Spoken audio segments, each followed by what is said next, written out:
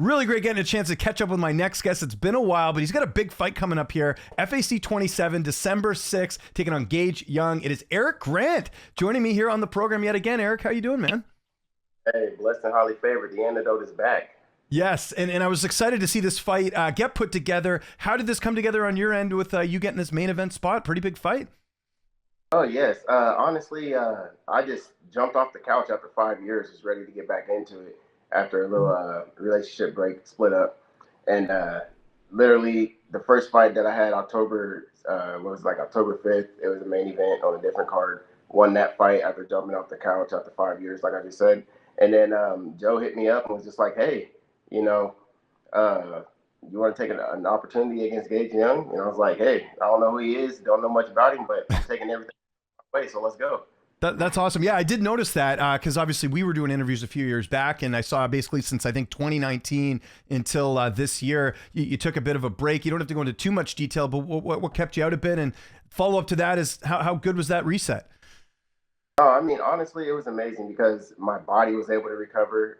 For one, I trained so much out of Factory X that it was unbelievable that I really did need a break. And ended up with a 2-year-old in that time period also. So took some time off, spent some time with some family, and then now that I'm finally back, got a 2-year-old that's able to speak a little bit, I'm able to have fun again and follow my dreams. Good for you, man. That's awesome. So you mentioned not knowing much about Gage. Obviously, you got to fight him. On the sixth here. How do you feel like stylistically you match up against him in this fight? He's a young fighter. He's a very young fighter. So I'm not I'm not nervous. I'm not worried. I feel like it's a very great matchup, just as far as the type of person he is. Him coming off of a loss, me coming off of a win. The hype is real. He's excited to get back in and get a win to get his UFC contract, and I'm excited to get out here and show Dana White and everybody else what I can do. Yeah, and I was going to mention that because obviously, he's coming off Contender Series. He's younger than you. He's got to kind of bounce back here. You've been away for a bit, other than the fight we just had recently. Do you feel like the pressure's more on him in this spot, and do you think that'll play into the fight? Without a doubt. I mean, honestly, my last fight, I had no jitters, no worries. Like, it was the most unbelievable feeling I've ever had in my whole entire career. First time I was not nervous at all. Same with this fight, not nervous, ready to go, and just ready to, express that energy in the cage and not before I get to the cage. Yeah, love it, love it. Let's talk about camp a bit. Who've been some of the main training partners helping you get ready for this one? So I'm currently training out at Apex Combat Sports in Independence, Missouri, and that's with Tyler Rowe. Oh, I cool. got a few that he brings in, and he's just keeping me active. He has very, very, very good pad work.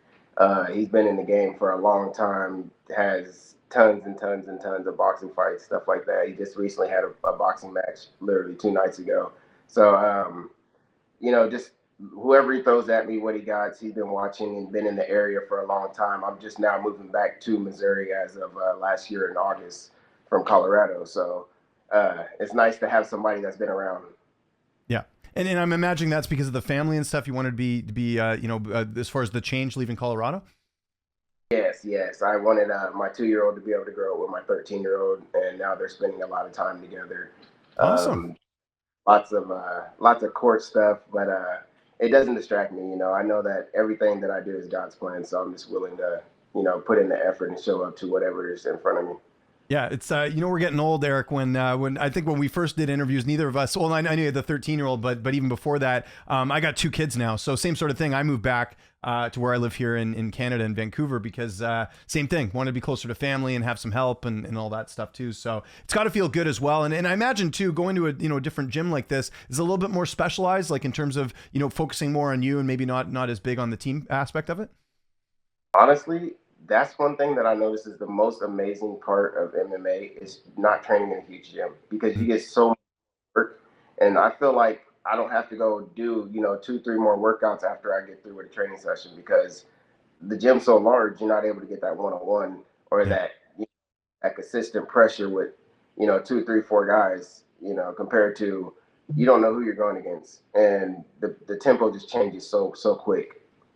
Yeah, well, that's great. Glad it's all worked out. So how does that work with your corner? Who's going to be in the cage with you for this fight? I have Tyler Rowe in the corner with me, and then I'm not exactly sure who he's going to have as far as the second person, but that's really the main voice I need to hear. Good stuff. How about the weight cut? How's all that going ahead of the fight? The weight cut is amazing. Honestly, normally the day of, I just eat breakfast and drink a little water. Show up about 2 pounds underweight.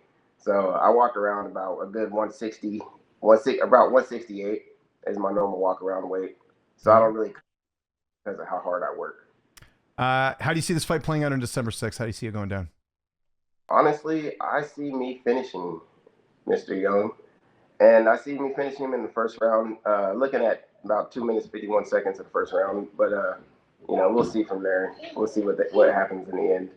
And just looking at your record as well, like again, you beat a guy like this that's got to put you on the radar of the UFC, like we are kind of alluding to a bit earlier. I imagine big things ahead, especially if all goes well and you do get that first round finish.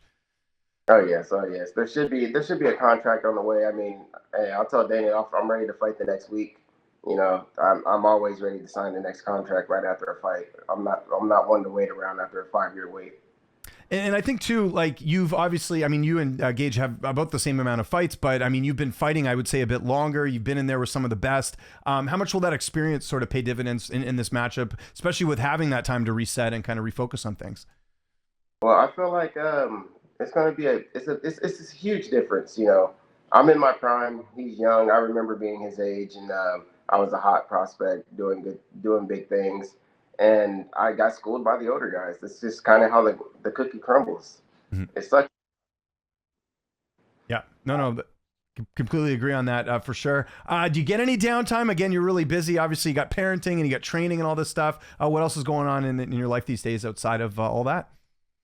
Oh well, I try to do a lot of side stuff just because my moving company. I own A Planet Movers here in Kansas City Metro, so it's Kansas and Missouri is where we're serving, and it just slowed down since moving here from Colorado. So I got had to create something else. So I came up with a CBD salve that I Oh, created, cool. which is I call it the Antidote Pain Relief, and Okay. I'm working to get that out there on the market and do a lot of stuff with CBD and stuff that helps the body and naturally helps compared to having to take a lot of medicines. Yeah, and I'm sure too, having multiple, streams of income takes the pressure off a little bit on, fighting. Because I know some fighters, it's like they need that paycheck. I'm sure for you it helps, but at least you have other options as well. You're kind of setting yourself up even beyond fighting, right? Oh yes, I mean I'm using fighting to open the big picture. So I'm using fighting to literally run everything else that I have on the side. So Yeah. hopefully, you know, get a UFC contract, and then the salve takes off, the moving company takes off. I can just be the name, and let everything go after all the hard work I've already put into it. And that event is coming up here, FAC 27, December 6th. Eric, it was great getting a chance to catch up with you again, man. We're really looking forward to this fight. You can watch that live on Spectation Sports if you're not in the area. But in the meantime, if you got anyone you want to thank, any sponsors, any social media you want to mention, you got your CBD product, let people know where they can find all your stuff, everything you got going on. Definitely, most definitely. So you can always find me at The Antidote, MMA on Instagram, Trend Kings on TikTok, the Pain Relief on Snapchat. And then I got a few sponsors like Techland Creations is my website developer. Honor and Care Transportation. The Lasagna Lady LLC does all my meal prep. So she's a very amazing chef. And then Apex Combat Sports with Tyler Rowe. Just a big shout out to the gym there in Independence, Missouri. You can, always show up, see what it's about. It's a great gym, great vibe. And that's what we got for today. Thank you so much for the opportunity. And, I appreciate everybody that's tuned in and listening.